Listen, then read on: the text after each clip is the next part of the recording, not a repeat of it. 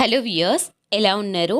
మీరందరూ ఆనందంగా ఉండాలి అని మనస్ఫూర్తిగా కోరుకుంటూ welcome back to our channel. నేను మీ ఆంధ్ర అమ్మాయి నిర్మల. సంవత్సరం ప్రతి ఒక్కరూ కూడా ఆరోగ్యాలతోటి అష్టైశ్వర్యాలతోటి సుఖ సంతోషాలతోటి ఉండాలి అని మనస్ఫూర్తిగా ఉగాది రోజున పూజను ఏ విధంగా ఆచరించాలో ఇవాళ వీడియోలో తెలుసుకుందాం. మన తెలుగు వారికి నూతన సంవత్సరం ఉగాది.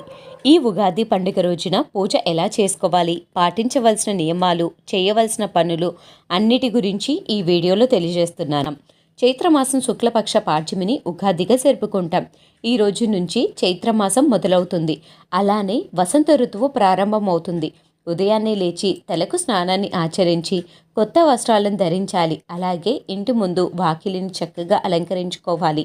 గుమ్మానికి మామిడి ఆకులను కట్టాలి. వసంత నవరాత్రులు మనకు ఈ రోజు నుంచే మొదలవుతాయి. వసంత నవరాత్రులు ఆచరించాలి అనుకునేవారు పీఠం ఏర్పాటు చేసుకునేసి పూజను ఆచరించాలి.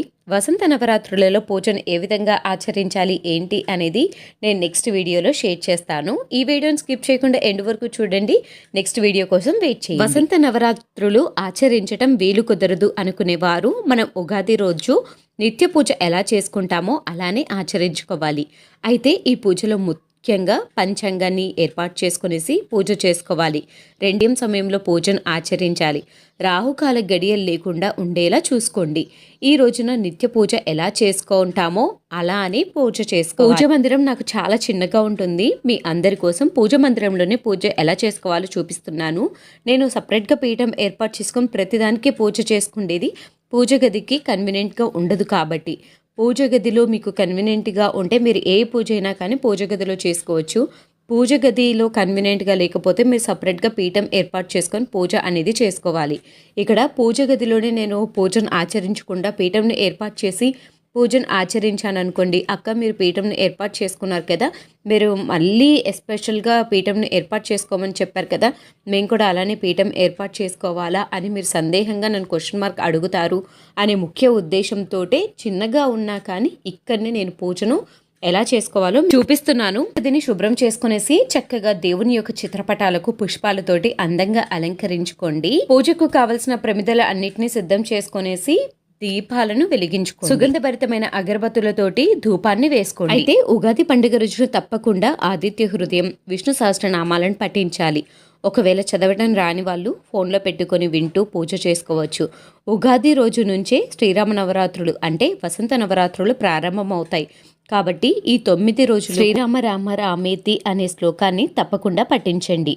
ఒక్కసారి శ్రీరామ రామ రామేతి శ్లోకాన్ని పఠిస్తే 1000 సార్లు విష్ణు సహస్రనామం పఠించిన పుణ్యం లభిస్తుంది. మీకు తోచిన అష్టోత్తరాలను చదువుకుంటూ చక్కగా చిట్టి గాజులతో కానీ లేకపోతే కుంకుమ అర్చన కానీ చేసుకోండి. కొత్త సంవత్సరం కదా, కొత్తగా ఏది ప్రారంభించినా కానీ చాలా మంచి జరుగుతుంది. కాబట్టి మీకు నచ్చిన ఏవో ఒక శ్లోకాలు కొద్దిసేపు చదువుకొనేసి దేవుని దగ్గర టైం స్పెండ్ చేయండి. చాలా మంచిగా ప్రశాంతంగా అనిపిస్తుంది. ఉగాది పండుగ రోజున కొత్త వస్త్రాలను ధరించడానికి కొత్త వస్తువులు కనుక తెచ్చుకున్నట్లు అయితే దేవుని దగ్గర పూజ మందిరంలో పూజ చేసే సమయంలో ఏర్పాటు చేసి ఆ దుస్తువులను మరలా ఎప్పుడు వేసుకోవాలి అనే విషయానికి వస్తే సాయంత్ర సమయంలో మనకు గుడిలో పంచాంగ శ్రవణం అయితే జరుగుతూ ఉంటుంది కదా, పంచాంగ శ్రవణం చేస్తున్నప్పుడు ధరిస్తే చాలా మంచిది. అలానే మీరు ఏదైనా తాంబూలాన్ని ఏర్పాటు చేసుకోవాలి అంటే అమ్మవారికి చక్కగా తమలపాకులు, వక్కలు, పండ్లు, పువ్వులు, దక్షిణ మీకు తోచినంతలో అమ్మవారికి తాంబూలాన్ని కూడా ఏర్పాటు చేసుకోవచ్చు. ఉగాది అంటే అందరికీ ముందుగా గుర్తు వచ్చేది కొత్త వస్త్రాలు, ఉగాది పచ్చడి, పంచాంగ శ్రవణం. ఈ 3 తప్పకుండా చెయ్యాలి. ఈరోజు నైవేద్యంగా ఉగాది పచ్చడి, బొబ్బట్లు, పులిహోర అలా మన వీలును బట్టి ఏవైనా నైవేద్యంగా పెట్టుకోవచ్చు. పానకం వడపప్పును కూడా పెట్టుకోవచ్చు. ఈ రోజు నుంచి మనకు శ్రీరామ నవరాత్రులు అనేది మొదలవుతాయి. కాబట్టి మీరు ఈ 9 రోజులు కూడా అమ్మవారికి పానకం, వడపప్పు ఇలా ఏమైనా కానీ మీకు తోచినంతలో పెట్టుకోవచ్చు. అలానే తప్పనిసరిగా నైవేద్యంగా కొబ్బరికాయను కూడా ఏర్పాటు చేసుకోండి. ఉగాది పండుగ రోజున తప్పనిసరిగా ఉగాది పచ్చడిని అయితే స్వీకరించాలి.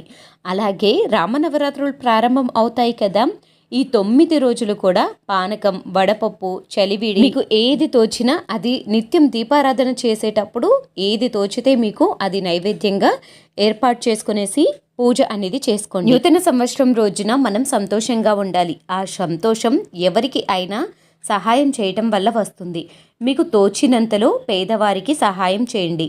లేకపోతే గోపూజ చేయండి. గోపూజ అనేది ఉగాది పండుగ రోజే కాదండి, నిత్యం గోపూజ చేయటం వల్ల చాలా మంచి ఫలితాలు అనేది కలుగుతాయి. గోపూజ చేస్తే శతకోటి దేవతలను పూజ చేసినట్లు పురాణాలలో చెప్పబడింది. ఉగాది పచ్చడి స్వీకరించే సమయంలో శతాయు వజ్రదేహాయ సర్వ సంపత్కరాయ చ సర్వరిష్టాయ నింబకం దళభక్షానం అనే మంత్రాన్ని స్మరిస్తూ ఈ పచ్చడిని స్వీకరించాలి. ఈ మంత్రం అర్థం ఏంటి అంటే 100 ఏళ్ల పాటు వజ్రదేహంతో ఎలాంటి కష్టాలు లేకుండా జీవించాలి అని కోరుకోవటం. ఉగాది పచ్చడి షడ్రుచుల సమ్మేళనం. ఇది తెలుగు వారికి ఎంతో ప్రత్యేకమైనది. చేదు, కారం, ఉప్పు, పులుపు, వగరు, తీపి ఈ 6 రుచులతో చేస్తాము. ఈ షడ్రుచులు మన జీవితంలో 6 రకాల అనుభూతులను సూచిస్తాయి. కష్టం, సుఖం, దుఃఖం, సంతోషం, ఆనందం, బాధ ఇవి అన్నీ కూడా మన జీవితం సర్వసాధారణం. వాటన్నిటిని సమానంగా స్వీకరించి ముందుకు సాగాలి అనేది ఉగాది పచ్చడి స్వీకరించటంలో ప్రధాన ఉగాది పండుగ రోజున మన దగ్గరలో ఉన్న గుడిలో పంచాంగ శ్రవణం అయితే చెబుతూ ఉంటారు. సాయంత్రం సమయంలో గుడికి వెళ్ళి పంచాంగ శ్రవణం వినండి. పంచాంగ శ్రవణంలో చెడు జరిగినా మంచి జరిగినా అన్నీ కూడా మన మంచికే అని అనుకోండి. ఉగాది పచ్చడిని స్వీకరించటంలోనే మీకు అర్థం అనేది తెలిసింది కదా. జీవితంలో వడిదుడుకులు, కష్ట సుఖాలు అన్నిటినీ అనుభవించి జయించిన వాడే మానవుడు. ఈ నూతన సంవత్సరం ఉగాది రోజున మీకు అందరికీ మంచి జరగాలి అని నేను ఆ దేవుడిని మనస్ఫూర్తిగా కోరుకుంటున్నా. ఉగాది పండుగ రోజున పూజను ఏ విధంగా ఆచరించాలో తెలుసుకున్నారు కదా. మీకు ఎటువంటి సందేహాలు ఉన్నా కింద కామెంట్ సెక్షన్లో కామెంట్ చేయండి. ప్రతి ఒక్క కామెంట్కు రిప్లై ఇస్తాను. మరొక చక్కని ఇంట్రెస్టింగ్ బ్యూటిఫుల్ వీడియోతోటి మళ్ళీ కలుద్దాం. శ్రీమాత్రే నమః.